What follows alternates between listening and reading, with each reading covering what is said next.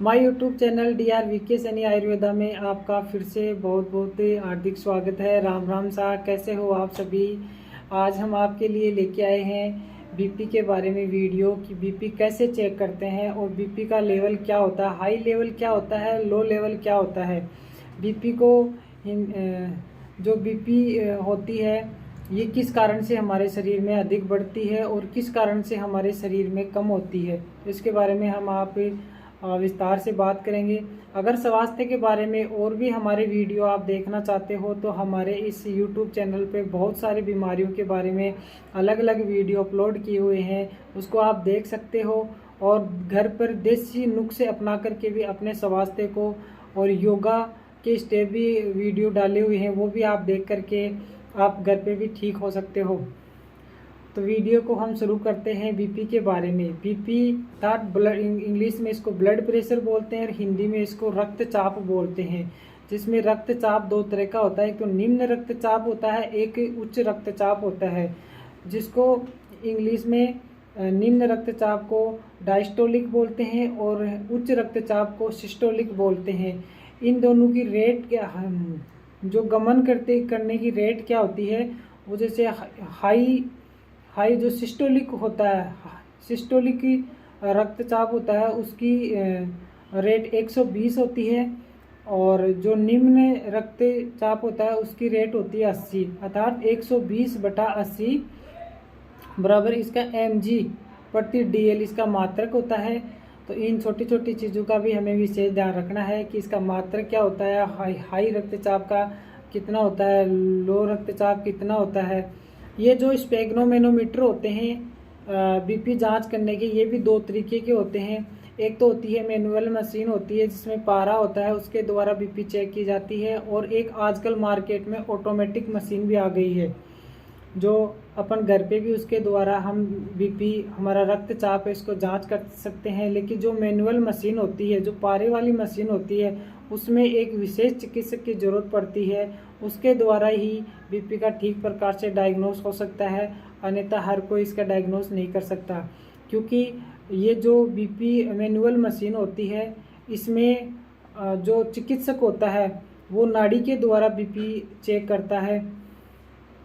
नाड़ी के द्वारा जब बीपी चेक करता है तो उसमें नाड़ी का ज्ञान उसे अवश्य होना चाहिए कि नाड़ी किस प्रकार से, जैसे पारे को भर रहे हैं तो कहाँ पे बंद हो रही है और किस प्रकार से, मतलब कि जो बल्ब हो उसको वापस एयर निकाल रहे हैं तो कहाँ पे बंद हो रही है, कहाँ पे सिस्टोलिक बीपी आई है और कहाँ पे डायस्टोलिक बीपी आई है।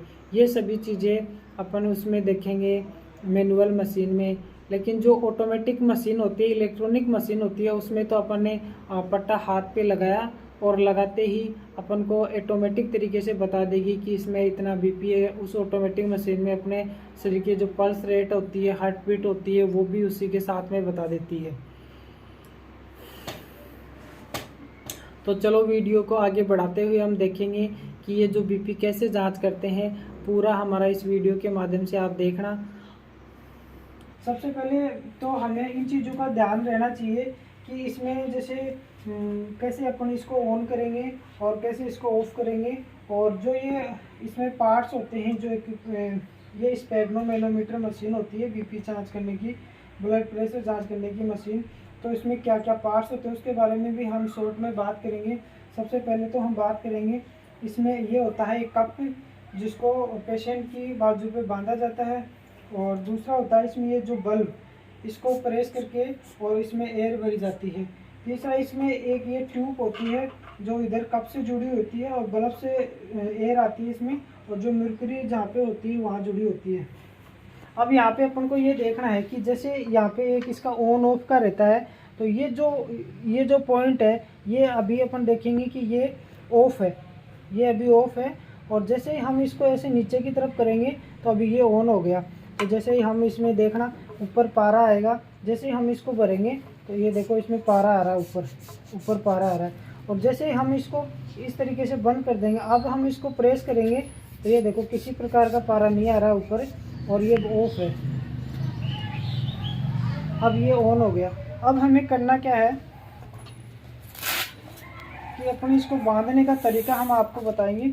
सबसे पहले क्या करेंगे ये जो अपने हाथ की जो कलाई होती है, ये कलाई होती है, इसे तीन अंगुल ऊपर लेंगे, ऊपर बांधेंगे। और अपनी जो ये कैप की ये सामने जो पाइप होती है, इसका विशेष तौर से हमें ध्यान ये रखना है कि इस पाइप को कोहनी के सामने एकदम कोहनी से 3 से 4 अंगुल ऊपर होनी चाहिए और एकदम सामने होनी चाहिए। और इसको इस तरीके से बांधना है कि इसमें जैसे 2 अंगुल आराम से इंटर हो सके। ऐसे ये देखो, कई बार क्या हम स्टेथोस्कोप के द्वारा भी यहाँ से नाड़ी दे करके चेक करते हैं और कई बार यहाँ से नाड़ी दे करके भी चेक करते हैं। उसके बाद में हमें करना क्या है, यहाँ से अपनी जो रेडियस जो आयुर्वेद के हिसाब से अपने जो यहाँ पे नाड़ियाँ होती है, इस नाड़ियों को फील कर, जो अपना ये अंगूठा होता है यहाँ रेडियस ना होती है, बोन के पास में जो नाड़ी होती है उसको अपन को अच्छे से पकड़ना है और उस पर अपन को फील करना है यहाँ पर कि नाड़ी अब हमें फील हो रही है। यहाँ से ये इसको भी अपन को घुमा के और बंद करना है। उसके बाद में क्या करना है, धीरे धीरे हमको इसको ऐसे बनना है। अब देखो इसमें एयर भर रही है और पारा ऊपर की तरफ जा रहा है। अब ध्यान यहाँ पर एक चीज़ का ये रखना है कि अपना ध्यान वो तो यहाँ जो अपनी नज़र है वो तो यहाँ पे जो पारा है ना इसकी तरफ रहेगी, और अपना जो दिमाग का ध्यान है वो अपनी जो ये नाड़ियाँ होती है जिनसे अपनी नाड़ियों को फील कर रखा है उस पर अपन को फील रखना है। उसके बाद में देखना धीरे धीरे हम इसको भरेंगे। जैसे ही हम इसको भरेंगे ऊपर जैसे जाएगा और जहाँ पे ये नाड़ियाँ बंद हो जाएगी वो अपनी डायस्टोलिक बीपी होगी। जैसे हम इसको 180 से 200 तक भरेंगे, देखो हमने 200 तक इसको भरा। अब धीरे धीरे कप की ये जो पॉइंट होता है इसको धीरे धीरे हम घुमाएंगे और इसमें से एयर निकालेंगे और पारा इसमें से देखो धीरे धीरे नीचे आएगा। जहाँ पे ये पारा, या देखो मैं नीचे निकल, जहाँ पे ये पारा आएगा वहाँ पे अपनी नाड़ी वापस चालू हो जाएगी, हाथ वाली नाड़ी, वहीं पे अपनी सिस्टोलिक बीपी, जहाँ पर ये जो नाड़ी होती है वहाँ वापस चल जाती है, वही अपनी सिस्टोलिक बीपी होती है। इस प्रकार से एक डायस्टोलिक बीपी होती है। के बाद में क्या करना, अपन को इसको अच्छे से खोल लेना है। ये अपन ने खोल लिया और सिमेंट पे वापस रख दिया ऊपर का थोड़ा सा। अब यहाँ पर हमें बीपी के 2 स्टेप होते हैं, एक तो बीपी होती है डायस्टोलिक और एक बीपी होती है सिस्टोलिक। सिस्टोलिक मतलब ऊपर की साइड में, डायस्टोलिक नीचे की साइड में। तो सिस्टोलिक तो क्या होती है कि अपना जो हार्ट होता है, हार्ट से ब्लड का सर्कुलेशन होता है वो हार्ट से पूरे शरीर में गमन करता है, और दूसरा होता है पूरे शरीर से वापस अपने हार्ट की तरफ जो ब्लड गमन होता है वो 80 की स्पीड में होता है, जिसको डायस्टोलिक बोलते हैं। और वो उसमें अशुद्ध रक्त होता है जो पूरे शरीर से हार्ट की तरफ जाता है। और जो सिस्टोलिक ब्लड होता है उसमें अपने हार्ट से पूरे शरीर में जाता है, वो शुद्ध रक्त होता है उसमें। लास्ट में हम आपको ये बताएंगे कि बीच में हम आपको ये बताएंगे कि बीपी चेक करते समय अपना जो हाथ है वो एकदम चेस्ट के सामने होना चाहिए, और हमें पेशेंट को या तो लिटा करके बीपी चेक करनी चाहिए या बिठा करके बीपी चेक करनी चाहिए। एक जैसे पेशेंट बाहर से आया हमारे डॉक्टर के पास दिखाने के लिए तो उसका तुरंत बीपी चेक नहीं करना चाहिए। अगर कंडीशन ऐसी है इसकी तुरंत चेक करनी है तो उस कंडीशन के हिसाब से उसकी अपन बीपी चेक कर सकते हैं। तो इन चीज़ों का विशेष ध्यान रखना। खड़े करके पेशेंट को कभी भी बीपी चेक नहीं करना है, क्योंकि उसमें ठीक प्रकार से रिजल्ट नहीं आता है। और बीपी का रेट होता है वो हमें 2 से 3 बार कर लेना चाहिए, क्योंकि उसमें एक फिक्स हो जाता है कि बीपी का रेट। तो इसके बाद में हम बात करेंगे कि जो ये हाई रक्तचाप होता है ये शरीर में कहाँ से गमन करता है, और जो लो रक्तचाप होता है वो शरीर में कहाँ से गमन करता है। जो ये हाई रक्तचाप होता है ये हमारे हार्ट से ब्लड को पूरे शरीर में पंपिंग करता है, पूरे शरीर में भेजने का काम करता है। अर्थात जो एक हार्ट से जो ब्लड होता है वो पूरे शरीर में 120 की रफ्तार से हमारे पूरे शरीर में जाता है, और फिर वहाँ हमारे पूरे शरीर में ब्लड का जाना और फिर पूरे शरीर से ब्लड का वापस आने के बीच में एक माध्यम होता है जिसको हम केशिकाएं बोलते हैं। हार्ट से पूरे शरीर में जो ब्लड जाता है वो शुद्ध रक्त होता है, उसमें ऑक्सीजन होती है, और पूरे शरीर से हमारे हार्ट लंग्स की तरफ जो ब्लड आता है उसमें अशुद्ध रक्त होता है, उसको कार्बन डाइऑक्साइड। शुद्ध रक्त हार्ट से पूरे शरीर में जाएगा, वो शुद्ध रक्त होगा, उसमें ऑक्सीजन होगी, मतलब कि पूरे शरीर में ऑक्सीजन पहुंचाने का कार्य करेगा।